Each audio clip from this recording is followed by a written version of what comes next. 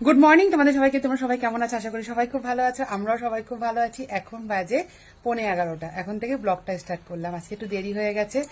আজকে স্নান করে পুজো দিয়ে এসেছি। এখন রান্না বান্না করতে হবে। কি কি রান্না করছি পুরোটাই তোমাদের সঙ্গে শেয়ার করব।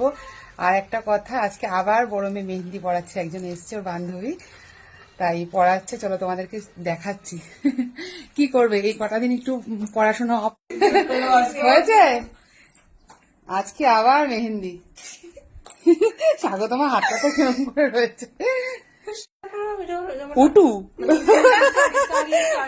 আর তুই আবার পরে এসেছিস সাদা জামা একদম। হ্যাঁ, এখন তো কমপ্লিট হয়নি। না এটা হয়ে গেছে, একটা হয়েছে। তো এখনো ওই পিঠ বাকি আছে।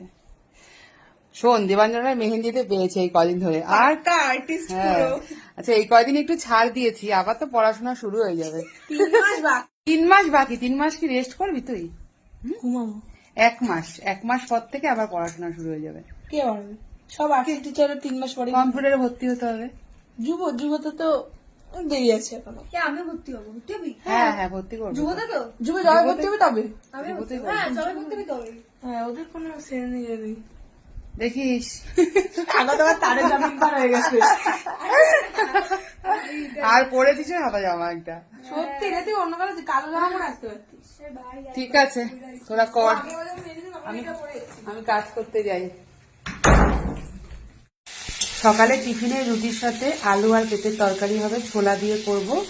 আর এদিকে আলু ভেজেছি 2 মেয়ের জন্য, ওরা তো তরকারিটা খাবে না। আর কি কি রান্না হবে চলো শেয়ার করছি তোমাদের সাথে।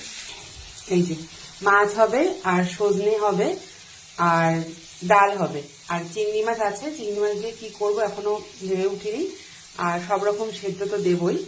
এই হচ্ছে আজকের মেনু। এই যে তরকারিটা বসিয়ে দিলাম, জিরে ফোড়ন দিয়েছি, আর একটু জিরের গুঁড়ো দিয়েছি, আর ছোলা দিয়েছি। এবার গ্যাসটা কমিয়ে ঢেকে দেবো। এই তরকারিটা রুটির সাথে খেতে খুব ভালো লাগে। কমপ্লিট।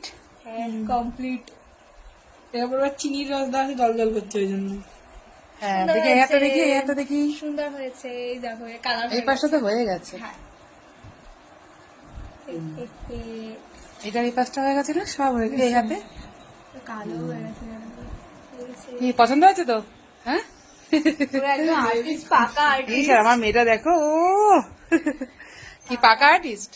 পাকা আর্টিস্ট বলে কথা। এই কদিনে আরো বেশি প্র্যাকটিস হয়ে যাবে, বুঝেছিস? সবাই করে দিছি আমি। হ্যাঁ, সবাইকে বলিয়ে দিচ্ছে। কেউ বাকি নেই।